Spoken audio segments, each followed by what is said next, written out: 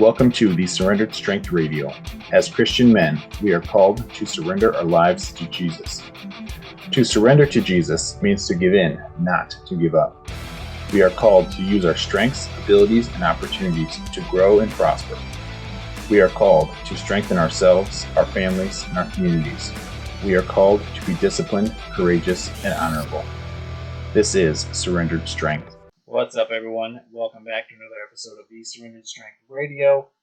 I'm your host, Nyla Lansing, and you're actually going to get two quick introductions today, as I wanted to just put in a little piece before we got started. Today I have a guest, Trevor Baxter, who is a friend of mine from college, and he is doing wonderful things, not only in God's kingdom, but he is doing amazing work in the lives of people in his community. But I forgot to let him share where you guys can connect with him if you'd like to. So I just want to let you guys know that I will be putting that in the show notes. So if you would like to connect with Trevor, look in the show notes and you can connect with him and see what he's got going on. All right, I hope you guys enjoy. All right, what's up, everyone? It is Nylan from Surrendered Strength Radio, your host, and I have a guest again this week. It is Trevor Baxter from One Gym Elkhorn, and he is the head coach and co-owner, and a buddy from college that we lost touch when life happened after college. We both kind of went our separate ways, but I've been following him, and he's been doing some amazing things, and really you're just the epitome of surrendered strength, where you are using the gifts and abilities that God has given you to essentially honor and glorify God. So that's why I wanted to have you on here. So Trevor, thanks for coming on, and please give the audience an introduction of who you are and where you're at now. Yeah. Well, thanks, Nylan, for that intro. Appreciate it. Yeah. I mean, you said it really, really well. I'm from Iowa originally, and obviously we went to school in Warburg College, studied fitness management there, got married shortly after college, still married to Sarah. And my whole, since high school journey, I've always been someone that high school going into college, I've always wanted to do something with fitness and be a business owner. I just didn't know of what until shortly after college, when I found CrossFit and wanted to start in a CrossFit affiliate. I played football a couple years with you, and obviously didn't do that, or I ended up, stopping my junior year, and I just pivoted and shifted my focus to more fitness and volunteering and do personal training and working at the community center and things like that, and carry that experience over to be able to get a job and do work at a big global gym setting, and then ended up starting a business in 2014, along with being a dad at the same month. So here we are, 10 years, going on 10 years with our current business. I have two kids now, one's 6, his name's Malachi, and my daughter's 9, whose name is Gracie.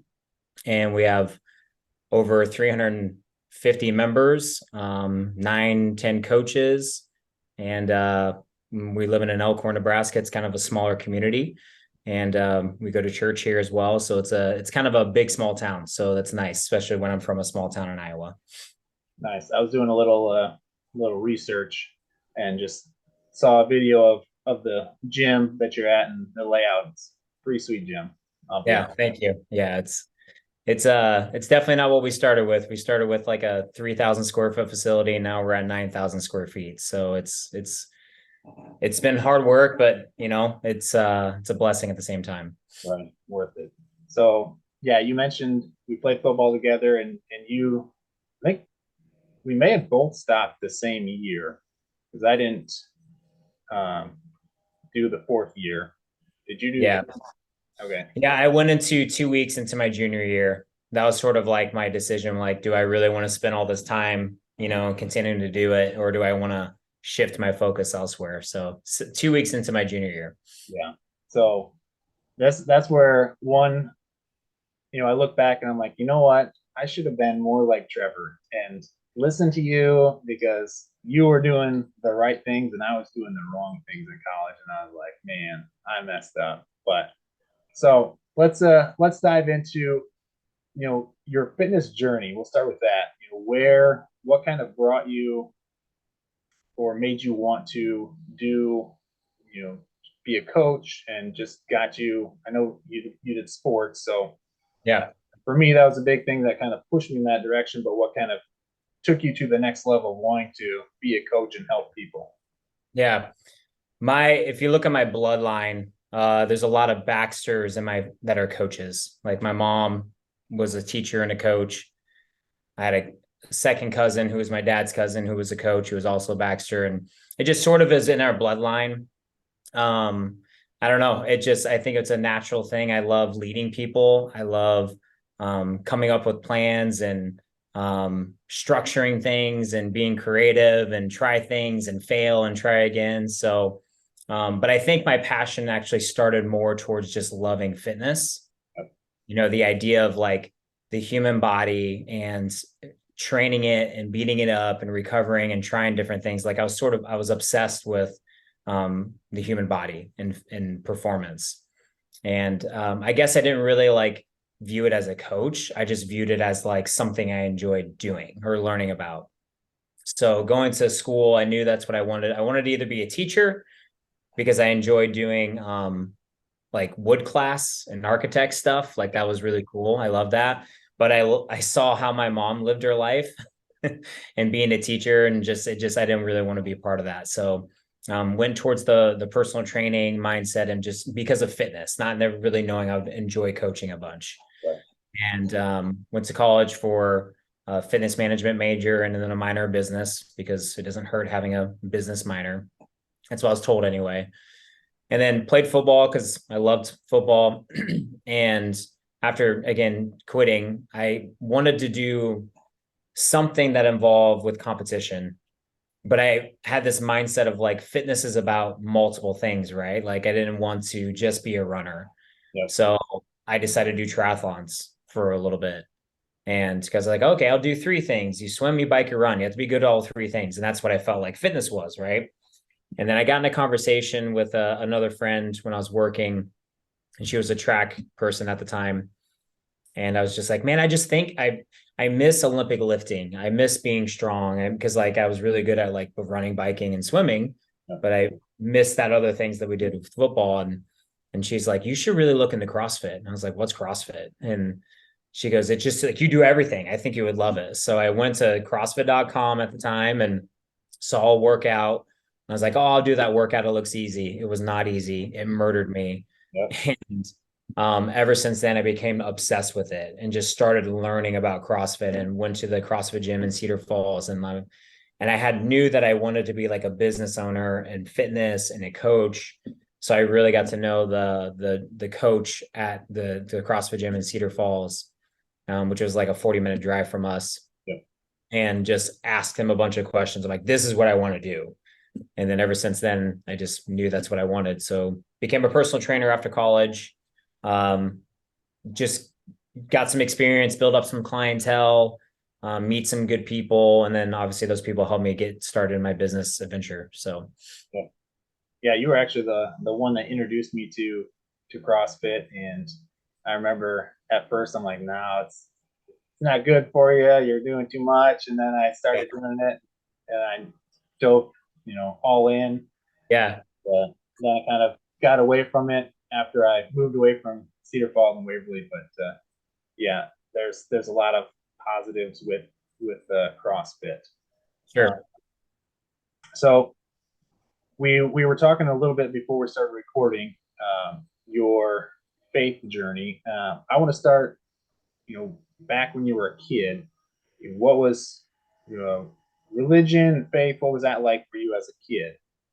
Yeah, I didn't really have a ton of pressure. Our family, it's probably because of my grandparents, Methodists, we would go to church only on like important holidays, right? It was the Easters and the Christmas Eves and Christmas stuff. But Methodist church was always where we went to. And when I was baptized as a kid, because that's what you're supposed to do, right?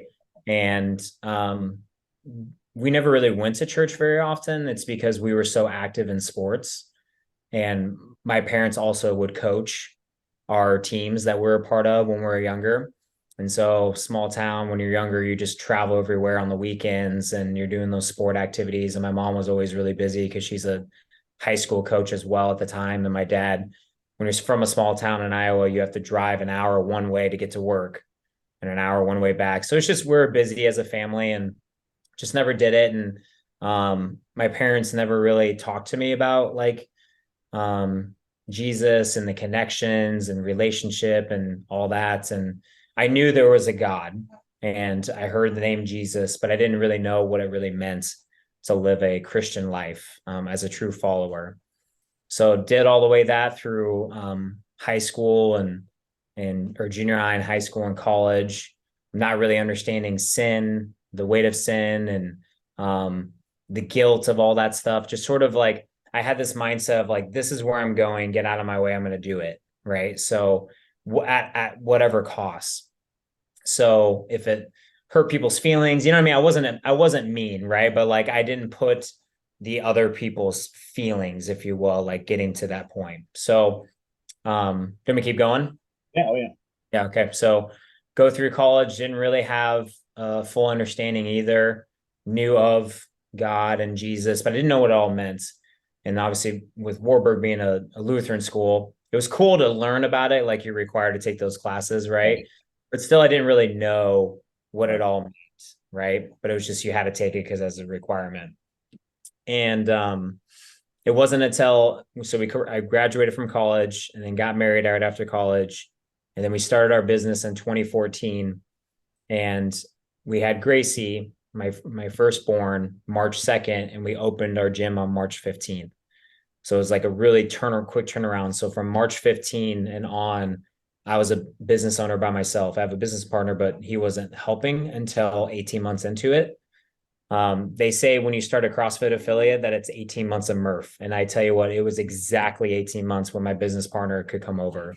Yeah. But anyway, at the 12-month mark, Sarah and I were going to church and, or sorry, we had Gracie. It was 12 months into it. We were really starting to struggle, right? We just knew that we didn't know what we needed, but our main driver for going back to church was because of Gracie, right? We wanted to make sure she was a part of that growing up from the get-go because Sarah was a part of that. I wasn't really. And that first sermon we listened to, we both were just bawling, right? The sermon was, I remember like it was yesterday, being stuck in the middle, right? And I felt like that's where we were. I worked from 5 a.m. till 8 p.m. at night. Sarah was trying to be a single mom and, all day long. And then she wouldn't want to be a mom anymore when I got home and I would be up late. It was rough, man. It was rough. So, but yeah, that's when we really started going back to church was that 12-month period of owning the business. And then I had a struggling moment with the gym and just a relationship that had gone wrong, not like a male female, but it was a friendship, right? So a relationship that was who's well known in the CrossFit community and just like a lot of like just smack talking back and forth because we were coworkers and then I had left and then he had left as well to own his own gym as well. So it's just a lot of smack talking back and forth and have a really close member. She's still a member and she started talking to me about like forgiveness and Jesus and things like that. And she also went to the same church that we went to because we had asked her what church she goes to.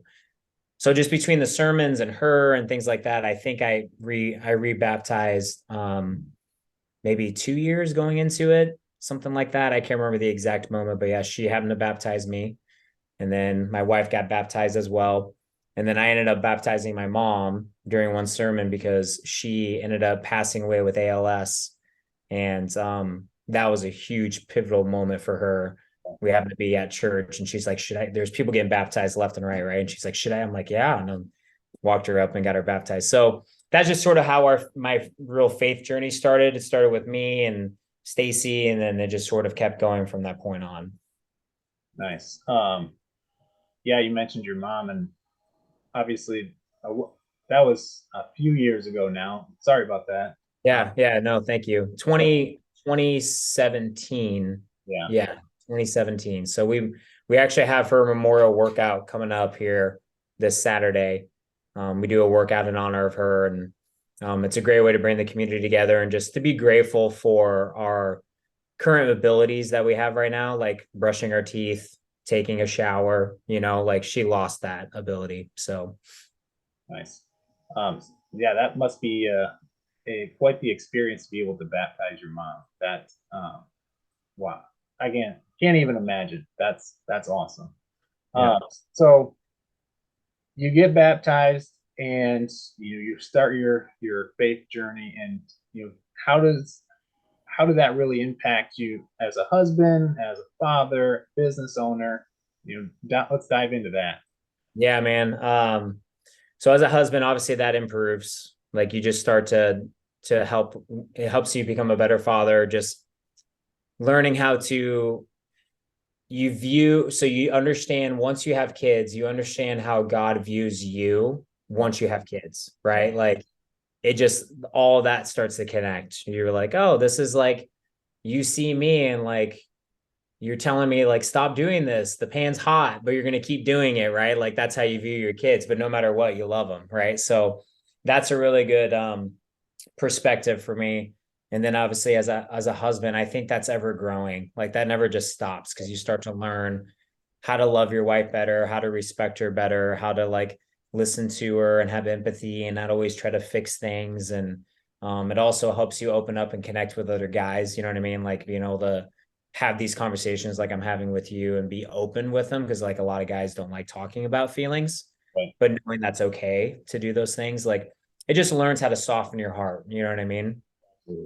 In terms as a business, I'd say that is harder because you have to run a business and do whatever it takes to make the business thrive. But that becomes very conflicting sometimes when you're like trying to follow Christ's way, right?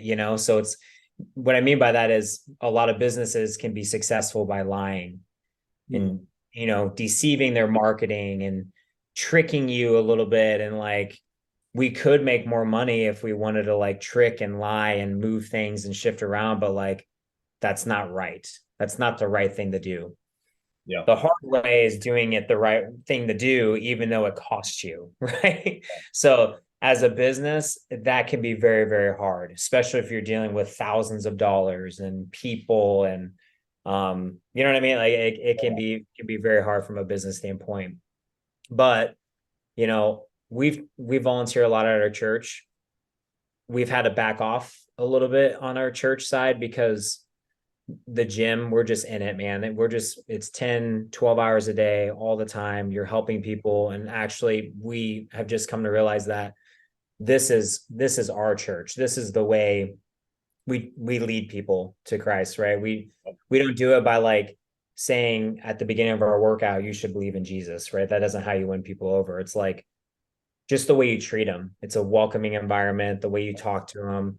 And then eventually, they see you doing things, or like when we do events, like we'll do prayers for certain big events. I'll have one of my good friends who's a pastor at our church. He'll come in and pray for everyone. The door is always open. Like that's basically what we say. And over the course of 10 years, I think our members, we have baptized, I think 8 people that are members, not like forcing them. It's just they come over to Relevant, and you start having those conversations and it just starts to spread and that culture spreads. So Awesome. Yeah, that's you're right. There is a way to do things right through Christ, and then there's the worldly way. And what I found, not just in my life, but just seeing other people, is yes, you might miss out on a few dollars up front, but in the end, you're going to gain so much more by just leading by example through Christ. mhm. And like you said, just continuing to share the gospel, and again, not doesn't even have to be you know super obvious, but just leading and doing, imitating Christ, as the Bible says. Yeah. That's awesome that you guys are doing that.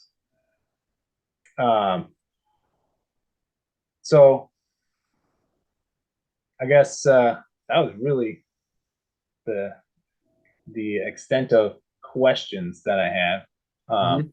Well, actually, so I plan on after this podcast airs, I'm going to do another one and just talking about the allure of health and fitness, and want to just run some things by you. So, as I was thinking about what kind of drew me into the health and fitness, I mean, for my personal self, not in terms of coaching, Yeah. but I felt like I was able to get get life. That we hear all the time that if you work out, you eat healthy, you're going to live longer, right?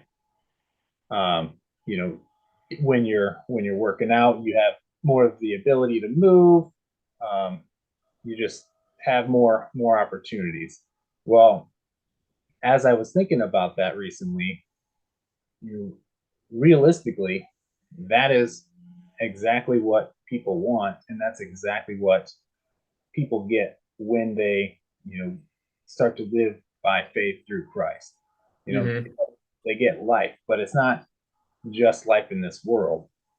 It's the eternal life, the life that we're all truly after, but the health and fitness world, and you could even go into the cosmetic, beauty that people just want to live forever, but it's not going to happen in this world Hmm. unless you are in Christ. So I don't know if you have any thoughts or have seen any kind of correlations with that in your journey. Oh, just with like feeling better and the correlation between fitness and being a Christ follower. Yeah, Yeah, like I think, our bodies, I'm not very good at like naming each scripture word for word, but like treating our bodies as a temple, right? Like we have our God designed us perfectly. Perfectly, right? Like we as humans are very capable of many, many things. And you have like the adrenaline rush of hearing stories like the mom lifting a car up off the ground to save their child, right? Like no, as humans, we are quite capable of many, many things. And I think we were also designed to be challenged, right? I think life was not meant to be easy. And, the things that get thrown at us every single day, one, having faith is what helps get you through those hard times. But using fitness and hard workouts and doing hard things to challenge you physically and mentally. And when you combine that strong structure of faith and having a strong foundation of fitness and doing things that's good for your body, like I feel like the possibilities are almost endless of what you could actually do. right, This is like we weren't really meant to just feel sorry for ourselves and like hide, and like we are meant to be the fishermen, we were meant to be the leaders, we were meant to be the ones that are the pioneers that are willing to like go out and do things versus like the settlers, right? You need both, right, in order for this world to work. But when you have that combination of like strong faith and strong fitness, like it just overall your confidence is up, yeah, right? It's like you feel better about yourself, you stand differently, you talk differently, you look at people differently. And the moment you walk in a room and there's like that guy or that girl, there's something special about him, and I don't know what it is, but I'm going to follow them, right? Like I think that combination is pretty powerful. absolutely, and yeah, just the that confidence, we have, if you separate the faith and fitness, and if you're you got your fitness level high, you have the confidence to do a lot of things, but then you bring that faith in, and it just skyrockets. I agree with you 100%. Yeah, for sure. All right, so before we wrap this up, I want to ask you, what is the best exercise for anybody to um, just the best exercise in your opinion Oh man. to bring the most benefit to people? Yeah. I would say the back squat, man. Like the back squat is king. Some people would argue the deadlifts. But I just think something about, if you can back squat heavy weight, you're probably going to be able to deadlift heavy weight. Right. If you only put that bar on the back of your shoulders, your core, your lats, your glute, just the whole thing, like your mind, definitely the back squat. So now we've been talking about, faith and fitness. So back squat is the king of fitness, but it cannot save you. It will help you, right? Right. It helps us, but Jesus saves, right? Yeah. That's something I've just thought about, and there's so many things that people look at, and not just in fitness, but if you go to the Second Amendment side of things, everyone's big on concealed carry, guns will save you. Well, they'll help you, but they won't save you. Sure. So I just want people to know that there is a lot of good things, and I agree. Back squats is probably one of the best exercises. But no matter how much you can lift, it's not going to keep you alive. Only Jesus Yeah. can do that forever. So yeah, it's good. Just wanted to share that little tidbit. Trevor, I'm going to let you go. I know you got a lot going on. Thank you for just taking your time out of your day and joining me in this conversation, man. This is awesome. Yeah, thanks for having me. But make sure you tell Sarah hi for me as well. Oh, I will for sure. All right. You take care, and we'll talk soon. Thanks for listening to the Surrendered Strength Radio. Connect with me on Instagram and Facebook at Surrendered Strength. Be sure to subscribe, like, and share, and live the Surrendered Strength Code. Discipline, courage, honor.